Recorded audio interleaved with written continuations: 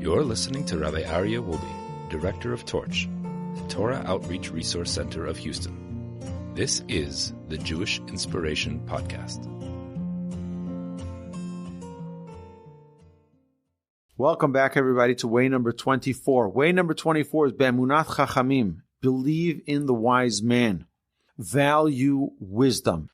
In way number 10, we spoke about having a teacher, having someone that you learn from. But now we're talking about the whole concept of wisdom. We need to value wisdom. Wisdom in every area of life, by the way. It's an interesting thing. It says that Torah b'goyim al tamin. The Gentiles don't have Torah. Chachma b'goyim tamin. Wisdom by the Gentiles, they do have. They have tremendous wisdom. Torah, they don't. That's the Jewish job. Wisdom, they have plenty of. And we need to seek out wisdom, all wisdom. King Solomon says, if you desire wisdom like money and buried treasures, then you will find it. You need to seek out wisdom. The world today is not different than what it was 1,000 years ago. Even though they didn't have smartphones then, they didn't have Netflix, and they didn't have these distractions on YouTube and Facebook and Instagram and TikTok and all the other social media platforms. But they had other forms of distractions. And King Solomon's creed from Proverbs remains the same. You need to seek out wisdom because the distractions are plenty. Seek true wisdom. To gain wisdom, the first step is to decide that what you want out of life is truth and that you will not settle for anything less. Search for wisdom. Don't wait to bump into it. Maybe one day. Oh, one day I'll arrive at wisdom. That doesn't work. You know, we said previously, asay l'charav, make for yourself a rabbi, make for yourself a teacher. Our sages tell us this is not only a teacher in Torah. Have someone who will be your teacher when it comes to technology. Have someone who will be your teacher when it comes to parenting. Have someone who will be your teacher when it comes to marriage. Have someone who will be your teacher when it comes to any topic that you're looking for. Seek out someone who's wise in that area. Someone who understands, someone who's a skilled educator, who can transmit the information properly. Find someone like that and make them your rabbi. My rabbi of blessed memory, of Beryl Eisenstein, when we learned in the yeshiva, every single day, there was a little sheet on the board. On the bulletin board at the entrance of the study hall. And it was the Mare Makomos. It was the source sheet for what the class was going to be on that day. So why do we need to learn the source sheet before the class? Because what he was trying to teach us, and what every rabbi should be doing, is this is the source material, go through it, and tell me how I'm going to see this, how I'm going to learn this. Learn how to think like a scholar. That's what he was trying to teach us. He would give us all these sources. We would learn the Talmud, and then we'd say, okay, now look at this Rashi, and look at this Tosfot commentary, and then look at the Rashba, and the Ritva, and the Marsha, and he would look at all these commentators on the Talmud, and try to come up with what's the problem, what's going on here, what is he trying to bring out? How do we think like a Torah scholar? How do we think like a Talmud Chacham? You know, my rabbi today, Rabbi Yitzchak Berkowitz, and Rabbi Asher Weiss, and Rabbi Moshe Feinstein of blessed memory, they took the Torah and applied it to modern technology, to modern challenges. Questions of AI, artificial intelligence, are real halachic questions. You know, self-driving cars have pre-programmed that if there are two people that are going to get hit by the car, they in a split second determine which one should be hit. One is older, one is younger. One is in a safer car, one is in a less safe car.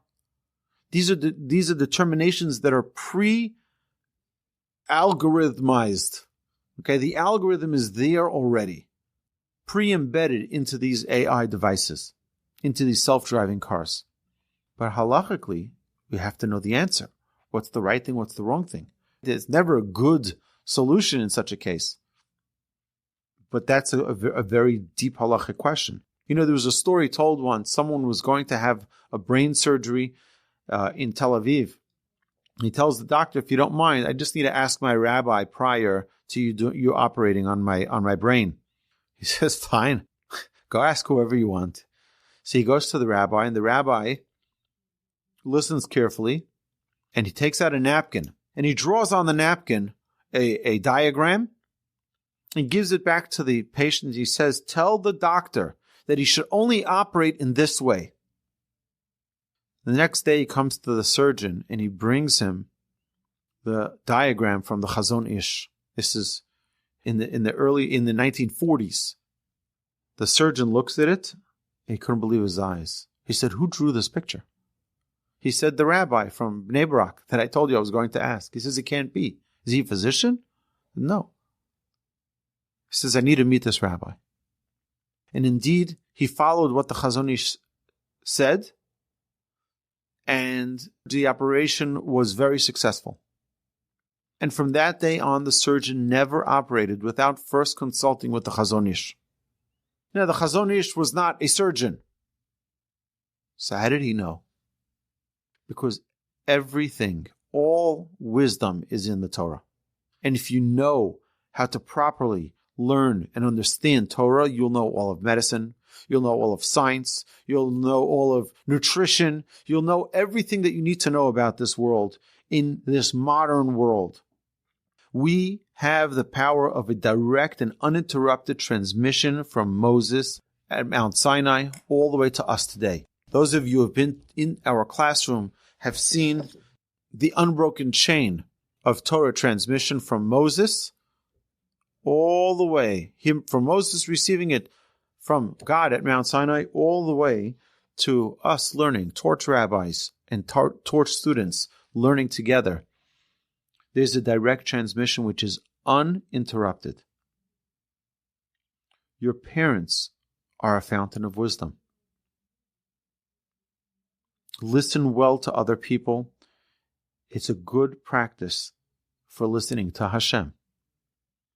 You know, information center, when you go to a mall, you look, oh, where's that store? Look for that eye, the white eye and the blue circle, right? You look for that symbol, and you know where the information desk is. Do you know what information desk means to Jewish people? Find someone who's over 70 years old. Someone who's over 70 has a tremendous amount of life experience. There's a lot that they can teach you. Be bothered by ignorance, and you'll go looking for wisdom. If you get annoyed at those time-wasting little short videos that they present on YouTube or Facebook, and just distracting our time, these memes, wasting our time. If you get frustrated by it, you'll hopefully be motivated to invest more time in wisdom. Respecting wisdom means you'll take it seriously and make a sincere effort to acquire it. Before you know anything else, you've got to know what you're living for. Wise people know. Listen to them.